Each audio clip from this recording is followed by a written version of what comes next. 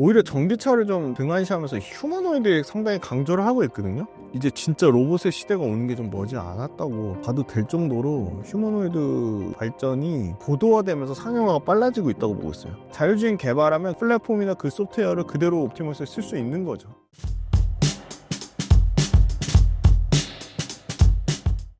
최근 테슬라 주가 하락의 이유는 무엇이고 반등 타이밍은 언제일까요? 단기간에 트럼프 트레이드로 많이 올랐고요. 생각보다 1월 달에 그러니까 테슬라라는 회사가 여러 가지 모멘텀은 있지만 돈 버는 거 전기차거든요. 폭스바겐의 ID4는 유럽에서 1월 달에 195% 증가했어요. 그러니까 왜 전기차 말씀드리면 테슬라가 지금 돈 버는 게 전기차랑 ESS로 버니까 돈을 계속 전기차랑 ESS로 잘 벌어야지 뭐 스페이스 X도 더 키우고 그죠? 그리고 또 전기차가 잘 팔려야지 자율주행도 더 많이 확대될 거 아닙니까? FSD도. 그런데 제일 돈 잘 버는 전기차 핵심 캐시카우를 일론 머스크가 약간 소홀히 대하는 것 같아요. 그러니까 벌써 1월 달에 유럽에서 박살났죠. 물론 이건 모델 Y 주니퍼 신차가 나올 거를 대기하는 수요도 있다고 하지만 그러기엔 좀 타격이 커요. 자, 우리의 자랑스러운 기아 EV3가 지금 신규 출시됐는데 5,792대 팔았고요. 폭스바겐도 657%, 5,000대 넘게 팔았고, 스코다 에냐크도 43% 증가했고, 테슬라만 부진했어요. 그러니까 일단은 실제 전기차의 경쟁력이 좀 떨어지는 거 아니냐. 판매량에서 지금 미국과 유럽에서 모두 지금 처음으로 연간 판매량이 모두 감소세예요. 근데 심지어 머스크가 BYD랑 경쟁업체 스타란티스, 폭스바겐 이런 유럽 완성차 업체들 막 목숨 걸고 지금 따라오고 있는데 일론 머스크는 미국의 정부 효율 그 부서 수장 되면서 본연의 이 전기차 사업보다는 계속 미디어에서 정치적 성향을 띠면서 자기 본업보다 이쪽 그 정부 관련된 일에 더 많은 이 초점을 맞추면서 굉장히 이 회사, 이 테슬라라는 회사에 대해서 특히나 이 전기차 사업에 관련해서는 등한시하는 부분이 좀 있는 것 같아요. 그리고 너무 정치 성향을 좀 강하게 드러내면서 반감이 커졌죠. 그래서 테슬라 이제 불매 운동도 계속 나오고. 그래서 뭐 머스크 CEO 자체 본인 자체로의 활동 영역은 커진다고는 하는데 뉴욕타임즈에서 이런 얘기까지 했어요. 아, 일론 머스크는 아직도 전기차 판매에 관심은 있을까? 머스크가 자동차 개발 생산 판매 관심을 잃은 것 같다. 과거엔 전기차 생산할 때 몇 달 또는 몇 년을 차량을 홍보하고 그랬는데 지금은 실적 발표에서도 로봇 얘기 주로 했죠. 그죠? 에너지 얘기했죠. 신사업 얘기했죠. 인공위성 얘기했죠. 저가 차량 이거 엄청나게 잘 팔릴 거로 예상되는 모델 Q에 대한 얘기는 하지도 않았어요. 그리고 회사가 전기차 관련돼서 위기 나올 때 현장 가서 문제를 직접 해결하려는 리더십을 보였다면 지금은 그냥 벌려놓은 사업 또는 정치적인 부분 때문에 머스크가 지금 어떻게 보면 딴 데 지금 완전 그게 중심, 그게 아예 그냥 회사가 제일 잘하고 있는 이 자동차 쪽은 어떻게 보면 팽당한 상황인 것 같아요.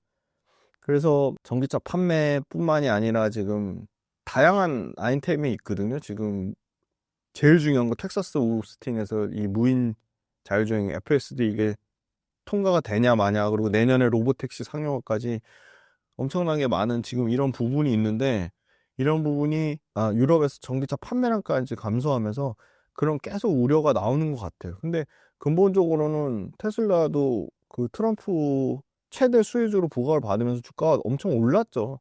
그래서 당연히 조정받는 게 맞다고 보는데 문제는 이제 계속 이제 전기차 경쟁력에 대한 돈을 버는 건 전기차에서 버니까 이런 어떤 이슈가 계속 부정적으로 나온다 그러면 주가에는 계속 좀 부담이 될 것 같고요.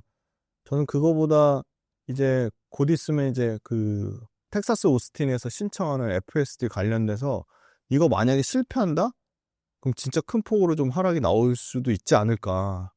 그렇게 보고 우리나라 개인 투자자가 지금 또 가장 많이 산 종목 중에 하나라고 하니까 좀 올라야 되는데 당분간은 좀 그렇게 막 엄청 좋아질 만한 이슈가 있을까? 좀 그렇게 생각하고 있습니다. 트럼프를 등에 업은 일론 머스크의 전반적인 미래 계획은 무엇인가요?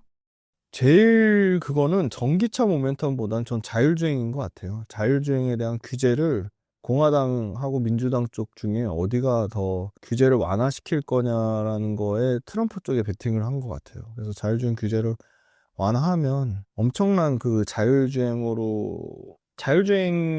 자체가 당연히 소위 말하는 이제 스마트폰과 피처폰이니까 거기서도 이제 전기차 판매량 자체가 좀 게임이 안 될 거라고 보고, 자율주행이 되는 순간 테슬라의 자율주행이 세계 탑티어니까 다른 모든 완성차 기업들이 자율주행을 개발을 시도하다가 포기하고 테슬라의 자율주행을 소위 말하는 뭐 구독 모델의 형태로 사서 쓸 가능성이 매우 높고, 그러면 트럼프 밑에 들어가서 자율주행 그것만 규제만 완화받아도 거기서 파생되는 이게 뭐 보험에 대해 자동차 보험에 대한 심지어 자동차 보험 진출했다고 하잖아요. 자동차 보험에 대한 데이터도 될 수 있고, 다른 완성차 업체들이 이 FSD에 대한 구독 모델이 될 수도 있고, 그래서 이게 엄청난 확장성과 엄청난 캐시카우가 될 수 있는데, 그거를 트럼프로 인해서 이제 자기가 완전히 그걸 할 수 있다. 그러면 그리고 중요한 게 이 자율주행 그 들어가는 기술이랑 휴머노이드 들어가는 기술이랑 그거는 본질은 같거든요. AI 그 기술에 대한 시너지 효과. 그런 측면으로 보면 결국은 일론 머스크의 전반적인 미래 계획은 미국 시장과 글로벌 시장에서의 자율주행의 뭐 세계 1등, 예, 그거를 가장 목표로 하지 않았나, 예, 그렇게 보고 있습니다. 테슬라와 중국 전기차의 경쟁 전망은 어떤가요? 경쟁이 진짜 심화될 것 같고요. 왜냐면 중국 전기차를 무시하지만 실제 중국 전기차 판매량 일단 증명을 하고 있잖아요. 뭐 BYD 같은 경우는 작년 24년도 연간으로 전체 판매량 1등, 세계에서 1등을 했거든요. BYD가 2월 달에 지금 천신지안이라고 하는 최첨단 자율주행 기술을 발표했어요. 근데 심지어 1,400만 원짜리 수준의 저가 모델에도 자율주행을 탑재한다고 해요. 그래서 카메라, 레이더, 라이다 기반의 다양한 센서를 활용해서 차량 주변 환경을 인식하고 보조하는 시스템인데, 저가 모델에 도입했다는 게 지금 소비자들 입장에서는 테스트 해볼 수 있는 거죠. 엄청난 선택권이 확장된 거죠. 왜냐면 기본적으로 테슬라는 5천만 원 이상의 차종에, 물론 테슬라도 저가차가 나오지만, 그러니까 이 고가차 5천만 원 이상 자율주행이 적용된 차보다 65%에서 70% 가까이 싼 차에 BYD가 하니까 궁금해서라도 BYD의 이 자율주행 차를 많이 테스트를 해볼 것 같아요. 그리고 심지어 테슬라는 FSD가 추가 옵션으로만 자율주행 기능을 제공하는데, BYD 같은 거는 그냥 기본 사양이에요. 그러니까 엄청나게 BYD 때문에 이 자율주행에 대한 상용화가 중국에선 더 빨라지겠죠. 그럼 상용화가 빨라지면 뭐죠? 엄청나게 많이 테스트한 차들이 돌아다니잖아요. 그럼 그 빅데이터가 다 쌓이잖아요. 그러면 테슬라가 가진 또 강력한 게 이 테슬라가 돌아다니면서 쌓인 엄청난 빅데이터인데, 지금 BYD도 엄청난 빅데이터가 테슬라 못지않게 쌓이는 거죠. 레벨 2가 운전자 감독이 필요한 부분에 자동하고, 레벨 3는 특정 조건에서만 내가 주행을 책임지는 조건부거든요. 근데 미국은 완전 핸들 놔도 되는 레벨 4 중심으로 기술력을 확보하고 있는 반면에, 중국은 BYD를 필두로 레벨 2, 오히려 대중화의 확산을 하고 있다는 거죠. 전략 자체가 완전 차별화돼서 달라요. 그래서 단순 비교하기는 어려운데, 트럼프 때문에 머스크가 트럼프에 붙어가지고 세계에서 자율주행 시장으로도 두 번째로 큰 게 중국인데, 테슬라의 자율주행 관련돼서 승인받는데 불리하게 작용된다? 그 와중에 BYD는 계속 이 소위 말하는 저가차에도 쓰이는 천신지안이라는 자율주행 소프트웨어를 엄청나게 상용한다? 그러면 테슬라가 중국에서 일단 쉽지 않다. 근데 자기네들 자구에서 엄청나게 쌓은 데이터를 바탕으로 이 BYD가 지금 유럽에서 판매량이 늘어나고 있으니까, BYD가 유럽에서도 1,500만 원 차, 1,500만 원짜리 차에서 테스트를 유럽에서도 막 하게 된다. 그럼 뭐 극단적으로 얘기하면 테슬라 입장에서는 이거 굉장히 치명타인 거죠. 물론 기술의 포지셔닝이 다르다고는 하지만. 그래서 중국이 심지어 지금 머스크와 테슬라를 전기차 플러스 자율주행으로 압도할 수 있는 부분은 많다. 그 얘기는 BYD의 자율주행차 기술에 대한 어떤 자신감을 좀 표현했다고 보고 있어요. 그래서 중국의 이 소위 말하는 BYD의 이 자율주행 기술, 이거는 테슬라한테 좀 뭐 냉정하게 얘기하면 좀 위협이 될 수도 있다고 보고 있습니다. 테슬라의 휴머노이드 사업에 대한 전망은 어떻게 보시나요? 오히려 전기차를 좀 등한시하면서 휴머노이드에 상당히 강조를 하고 있거든요. 그래서 이제 저는 이제 진짜 로봇의 시대가 오는 게 좀 머지 않았다고 봐도 될 정도로 휴머노이드 발전이 굉장히 고도화되면서 상용화가 빨라지고 있다고 보고 있어요. 이게 재미난 게 그 앞에 자율주행하고 이 옵티머스 휴머노이드 로봇에 쓰는 AI 머신러닝 알고리즘 굉장히 동일한 형태의 알고리즘 쓰고 있다고 합니다. 그러니까 자율주행 개발하면 그 플랫폼이나 그 소프트웨어를 그대로 옵티머스에 쓸 수 있는 거죠. 그러니까 상당히 테슬라는 이 자율주행 잘 되는 게 옵티머스랑도 연관이 돼 있어요. 그러니까 굉장히 중요하고요. 복잡한 환경을 인식하기 위해서 객체인식, 의사결정, 운동제어 이 옵티머스 훈련에 자율주행 FSD에 쓰던 걸 씁니다. 그러면 당연히 카메라, 컴퓨팅 플랫폼, 소프트웨어, 하드웨어 모두 다 휴머노이드 상용화에는 비용이 절감되죠. 왜냐면 어차피 자율주행에 개발하던 거니까. 그래서 지금 밀란 코박이라는 테슬라 이 옵티머스 쪽 헤드도 옵티머스가 이제는 과거 신경망에 의존하는 것에서 다양한 기능 구현이 가능해졌다고 밝혔어요. 그리고 심지어 일론 머스크조차도 휴머노이드 로봇 상용화에 테슬라가 올해 원년이 될 거라고 밝혔고요. 작년 4분기 컨퍼런스 콜에 대해서 올해 시범 생산 들어가는 게 1000대 이상이고요. 뭐 원래 목표는 생산 목표는 10,000대 이렇게 밝혔거든. 25년도에. 수천 대는 충분히 가능할 거로 본다. 테슬라 기가 팩토리를 투입하겠다고 했고요. 연 100만 대 이상의 휴머노이드 로봇 생산 체계가 완성되면 제조 비용은 3천만 원 미만까지 떨어질 거다. 2만 달러 수준밖에 안 될 거다. 그래서 4년 전에 이 휴머노이드 로봇 가격에 대해 얘기한 부분이 구체적으로 이제 나왔고요. 모건 스탠리 보고서의 테슬라 채용 사이트에 이 휴머노이드 로봇 관련된 인력 채용 공고가 70개 넘게가 올라왔답니다. 대부분 이 뭐 팔로알토, 텍사스, 캘리포니아, 프리몬트, 네바다 다 이 지금 로봇 대량 생산을 추진하는 로봇의 그 소위 말하는 휴머노이드 로봇 생산 전진기지 이쪽에 인력 충원을 엄청나게 한다는 거고요. 당장은 이제 제조업이나 물류업 쪽 수요가 많을 것으로 예상되지만 결국은 노동력을 대체하는 전 제조업 서비스 비즈니스에서 인건비를 절감하고 상당 부분 그럴 수밖에 없죠. 인구 고령화되는 문제도 있지만 인건비 자체가 계속 올라가죠. 그 다음에 여러 가지 노동 관련돼서는 문제가 생기죠. 뭐 야근에 최근에 또 지금 삼성전자 포함된 반도체 그 52시간 그 말도 안 되는 그런 문제, 그죠? 사회적인 문제를 유발시킬 수 있는데 그 로봇 도입하면 그 싹 다 없어지는 거죠. 테슬라뿐만이 아니고 현대차, 일본 도요타 이런 쪽에도 완성차 업체들이 휴머노이드 뛰어든 이유가 자동차가 전체 시장 규모에서 에너지 시장 다음으로 엄청나게 큰 규모인데 이 자동차 생산 자체가 육체 강도가 너무 세고 지금도 예를 들어 그 3교대로 밤에 일하는 경우도 부지기수잖아요. 근데 반복적이에요.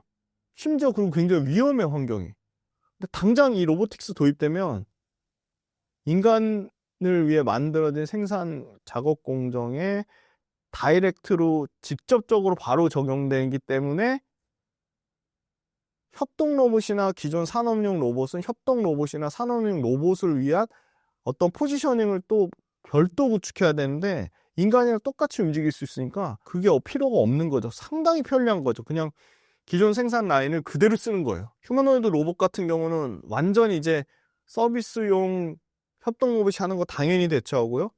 특정 기능별로 인간이 할 수 있는 영역까지 가장 가는데 그러면 그 휴머노이드 로봇을 누가 가장 잘하는 현재로서는 탑티어가 테슬라의 휴머노이드 로봇이라고 보고요. 일론 머스크 같은 경우도 결국 옵티머스 가지고 10조 달러 이상 수익 창출이 가능할 것이다. 10조면 1경 4,605조거든요. 얼마 전에 그 휴머노이드 로봇 시장 규모가 10경 6,455조까지 커진다고 밝힌 또 글로벌 IB의 또 레포트도 있었어요. 네. 그러면 모건 스탠리가 2050년 되면 6,270만 대 휴머노이드 로봇이 보급될 것이라고 밝혔기 때문에 테슬라의 휴머노이드 로봇은 휴머노이드 로봇 자체로도 엄청나게 긍정적이지만 이 자율주행 기술과도 연관된 부분, 그 다음에 테슬라의 자체 전기차라든지 ESS 저장 장치라든지 다양한 테슬라가 갖고 있는 제조업에도 이 휴머노이드 로봇이 도입될 수 있다면 테슬라 전체 영업이익이나 매출이나 마진에도 상당히 긍정적이다. 그렇게 보고 있습니다. 테슬라 저가형 모델의 출시가 시장에 미칠 영향은 어떻게 보시나요? 테슬라 저가형 모델 같은 경우가 지금 모델 2 하이랜드가 있고 모델 Y 주니퍼가 있는데, 일단 모델 Y 주니퍼가 중국에서 3월 달이죠. 요번 달에 이제 나오고 유럽과 미국에서도 나오는데, 유럽과 우리나라에서도 나오는데 상당히 기대감이 있거든요. 그러니까 이게 아마 테슬라가 아까 1월 달 그 판매 데이터 너무 안 좋았는데, 왜냐면 신규 모델을 다른 완성차 업체들은 2년 또는 빠르면 뭐 1년 6개월 안에도 계속 신규 모델이 나오는데 신규 모델이 안 나왔잖아요. 그런데 사람들은 아직까지 전기차 시장에서 탑티어인 테슬라에 대한 기대감이 상당히 높거든요. 테슬라 자율주행 관련된 기술도 탑티어고. 그런데 타고는 싶은데 가격이 비싸서 못 탔던 거죠.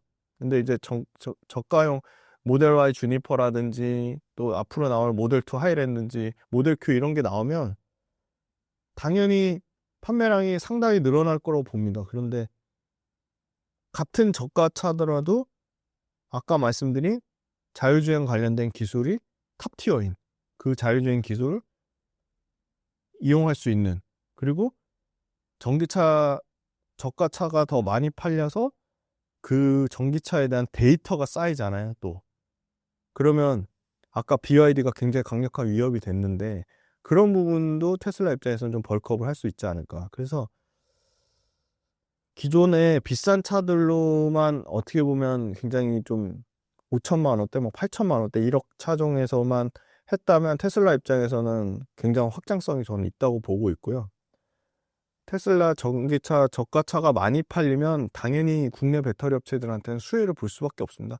뭐 대표적으로 LG엔솔이 수혜를 볼 거고요. LG엔솔 수혜 보면 그 밑단에 있는 포스코 퓨처엠이나 LG항이나 그죠? LNF 같은 회사들이 당연히 수혜를 볼 거고요. 그래서 전기차 저가 팔리는 거는 전기차 자체 가격 경쟁력이 생겨서 팔리는 거기 때문에 보조금이나 여러 가지 트럼프의 관세 이슈로부터 자유롭기 때문에 그건 굉장히 중요한 이슈라고 보고 있습니다. 신사임당 시청자분들을 위한 한마디 부탁드릴게요. 주식 투자를 재밌고 오래오래 하시려면 저는 공부하는 거 중간 과정을 절대로 소홀하게 생각하시면 안 되고요. 근데 공부만 해서는 너무 막연하잖아요. 그래서 공부만 해서 너무 막연하잖아요. 그래서 일단 한 주나 10주라도 사서 내가 발을 담그셔야지 더 나한테 절실하게 와닿거든요. 그게 있고요. 두 번째는 긍정적이셔야 돼요. 엄청 긍정적이셔야 돼요. 부정적인 사람, 뭐 어떻게든 남탓 핑계거리 찾는 사람은 절대로 돈을 보실 수 없습니다. 그런 분들은 주식 투자를 하면 안 되시고요. 네 번째는 언제 사서 언제 파는 게 너무 어렵죠. 그리고 너무 중요하고요. 근데 그거보다는 그 회사가 펀더멘탈, 매출과 이익이 꾸준히 늘어나는지, 그 회사가 어떤 재무 구조는 탄탄한지, 그리고 그 회사가 다른 회사들에 비해서 어떤 경쟁력이 있는지, 그 회사가 그 시장에서 전체 시장에서 어느 정도 위치, 시장 점유율은 뭐 몇 등인지, 그런 펀더멘탈을 가장 먼저 체크를 하시고요. 두 번째는 이 시장은 로봇 시장이 앞으로 반도체 시장에도 쓰이고 반도체 제조업체에도 쓰이고 2차 전지 제조업체에도 쓰이고 로봇은 모든 심지어 서비스 그냥 말 그대로 어플리케이션 산업의 확장성이 엄청 크구나. 그런 글로벌 모멘텀. 그다음에 제일 먼저 펀더멘털 보시고 두 번째 모멘텀 보시고 세 번째가 이거 외국인이 사는지 기관이 사는지. 그다음 네 번째가 당연히 외국인 기관도 어떤 소위 말하는 가격의 흐름이 우상향인지 정배열인지 그걸 봅니다. 그러니까 차트상의 어떤 위치, 그 네 가지.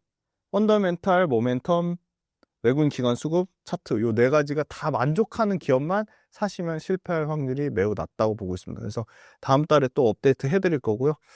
그래서 좀 스트레스 받지 마시고 좀 재밌게 투자를 하셨으면 좋겠고, 돈을 버시면 일정 부분은 수익 실현을 하시면 마음이 진짜 편해집니다. 그래서 이거 30% 수익 났는데 50% 갈까 말까 막 고민되시잖아요.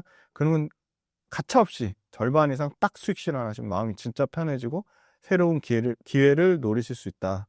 그래서 일단은 경험을 많이 쌓으셨으면 좋겠어요. 그러니까 많이 투자를 해보시고 많은 기업들에 대해서 공부를 한 거를 실제 한 주라도 사서 한 주, 두 주 운동 대기를 해보시면 분명히 좋은 결과물을 많이 얻으실 수 있고요. 그러기엔 또 전체 주식시장도 중요한데 올해 한국 시장은 저는 물론 중간에 확 빠질 수도 있어요. 근데 그렇게 확 빠지면 그건 오히려 기회가 될 수도 있다고 보고요. 오히려 미국 시장 포지션을 막 한국 거 다 팔고 미국 다 넘어갔는데 그거 조금 줄여서 한국 시장하고 미국 시장에 좀 밸런스 균형을 맞추는 것도 저는 굉장히 중요하다고 보고 있습니다. 예, 그리고 구독 모델 많은 사랑 부탁드리겠습니다.